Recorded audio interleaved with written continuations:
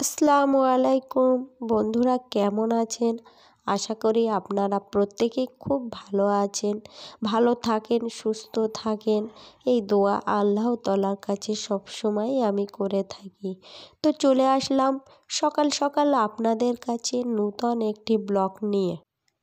আজকে আমি একটু খুব সকাল সকাল উঠলাম 6টার দিকে। অবশ্য এই 6টার দিকে আমি কখনোই উঠি না। যখন বাড়িতে কোনো আত্মীয় আসে তখন একটু সকাল সকাল উঠি, আর যখন কোনো এক্সট্রা কাজ করব ভাবি তখন একটু সকাল সকাল উঠি। আজকে অবশ্য একটু এক্সট্রা কাজ আছে, সেই জন্যে রান্নাবান্নার জোগাড়ও করতে হবে, সেই সঙ্গে আমার এক্সট্রা কাজও করতে হবে, তাই একটু সকাল সকাল উঠলাম। আমি প্রায় অংশ সকাল 8টায় উঠি। তো এখনও তো কেউ উঠেনি, তাই আমি আমার জন্য 1 কাপ চা প্রথমে বানিয়ে নিলাম, নিয়ে সেটাকে খেয়ে নিলাম। তারপরে ওদের জন্যে আমি বানাবো বা সকালের নাস্তাও বানাবো, ওরা উঠলে একে একে। তারপরে আমি প্রত্যেকের জন্যে নাস্তা বানাবো বা চা বানাবো, কিন্তু আমি সকালে উঠেই প্রথমে চা খাই, তো সেই জন্যে নিজের জন্যে প্রথমে 1 কাপ চা বানিয়ে নিয়ে খেয়ে নিলাম। খেয়ে নিয়ে আমার উঠোনটা আগেই ঝাড় দিয়ে নিলাম। ঘরটা এখনও ঝাড় দিতে পারলাম না, ওরা সবাই ঘুমাচ্ছে তাই।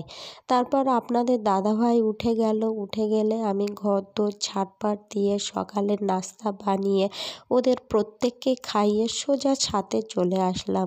এসে জামা কাপড়গুলো মেললাম, মেলে দেখলাম যে আমার চালে কয়েকটি পুঁইশাক হয়েছে। সেই পুঁইশাক কয়েক পিস কেটে নিলাম, যে আজকে বেগুন দিয়ে পুঁইশাক রান্না করব আর লাল নোটে শাক রান্না করব।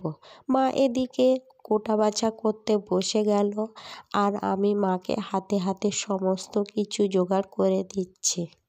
মা এদিকে বাছা কোটা করছে, আমি ওদিকে মাছটি ধুয়ে নিয়ে আসলাম, এনে সমস্ত সবজি চাল ধুয়ে দিয়ে মার কাছে সব কিছু রেডি করে দিলাম।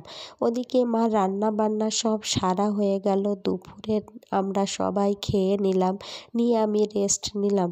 রেস্ট নিয়ে বিকালে উঠে পড়লাম। আজকে অবশ্য বিকালে বাইরের দিকে যাইনি। প্রত্যেক দিনই ঘুম থেকে উঠে একটু বিকালে বাইরের দিকে ঘুরে বেড়াই, তে মনটা ফ্রি লাগে। সব সময় তো কাজ করতে ভালো লাগে না। দেখেন এটা কি আপনাদেরকে বেটে দেখালাম বলেন তো? এটা হচ্ছে বড়ি দেওয়া ডাল। আগামীকাল আমি বড়ি দেব, সেই জন্যে আগের দিনে এই ডালগুলো আমি বেটে নিচ্ছি। বড়ি দেওয়ার আগের দিনে ডালগুলো বেটে নিলে আমি সকাল সকাল বড়িটা দিতে পারবো। আপনারা বড়িটা কি এইটা অবশ্যই জানেন কি জানেন না? প্রায় অংশ যারা গ্রামের মানুষ আমার এই ব্লগটি দেখবে তারা বুঝতে পারবে যে বড়ি জিনিসটি কী। আর যারা হয়তো শহর এলাকায় থাকে তারা বড়িটি বানানো কখনো অবশ্যই দেখেননি, কিন্তু আমি এই বানানোটা আপনাদের কাছে কিছু কিছু অংশ অবশ্যই দেখাবো, আপনারা দেখতে থাকবেন। প্রথমে আমি ডালটাকে ভিজিয়ে রেখেছিলাম 1-2 ঘন্টার জন্যে, আর ভেজানোর পরে সেটাকে পানি ঝরিয়ে নিয়েছি।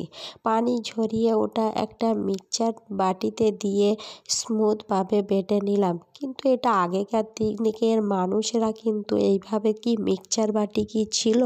ছিলই না। তখন ওরা কিন্তু অবশ্যই শিলনোড়ায় বাটতো খুব কষ্ট করে। আমি দেখেছি আমার দাদিমা নানিমাকে এইভাবে শিলে বেটে বেটে বড়ি দেওয়া, আর বড়ি দেওয়ার মজাটাই আলাদা ছিল তখনকার দিনে। একসঙ্গে সকলেই বসে 2-3টে শিল নিয়ে বসবে, 2-3 জনা একসঙ্গে বাটবে, তার মধ্যে গল্প করবে, তার মধ্যে কত হাসি করবে। সেই বড়ি দেওয়াটা থেকে সেই হাসি গল্পটা যেন এখনও আমার কানে বাজে। কিন্তু অবশ্য এখন যে যার ঘরে যার মতনই সে তার কাজ করে, কিন্তু আগের দিনের ব্যাপারটা সমস্ত কিছু সম্পূর্ণ আলাদা ছিল। কিন্তু এখন যেন প্রত্যেকের ঘরে ঘরে যার মতো সেই বাস করে। আগে মানুষের পেটে না খাওয়া হলেও হাসি ঠাট্টা ইয়ার্কি এগুলির মধ্যেই যেন দিন কেটে যেত। এরপর আমি চাল কুমড়োটি আলু ভাজার মতো কেটে কেটে নিয়ে মিক্সচার বাটিতে দিয়ে ওটা স্মুথভাবে বেটে নিলাম। চাল কুমড়ো আর ডাল একসঙ্গে মিশিয়ে ওটাকে বড়ি দিতে হয়, কিন্তু চাল কুমড়োর পরিমাণটি বেশি হয়ে গেলে কিন্তু এটা একদমই গলবে না। আমি অবশ্য আগে এসব কিছুই জানতাম না, বিয়ের পরে একটু একটুভাবে শিখে নিয়েছি। পরিমাণটা ঠিকঠাক দেওয়া অবশ্যই দরকার আছে। আমি এইভাবে সমস্ত চাল কুমড়োগুলি বেটে নিলাম স্মুথভাবে। বেটে নিয়ে এটাকে আমি ফ্রিজের মধ্যে রেখে দিলাম। ঠান্ডা পড়ছে, কিন্তু যদি বা ডালটা খারাপ হয়ে যায় সেই কারণে। এটা বেশি অংশ ডালটা সকালেই বাটলে ভালো হয়, কিন্তু অনেকটা তো আপনারা প্রত্যেকেই থাকবেন।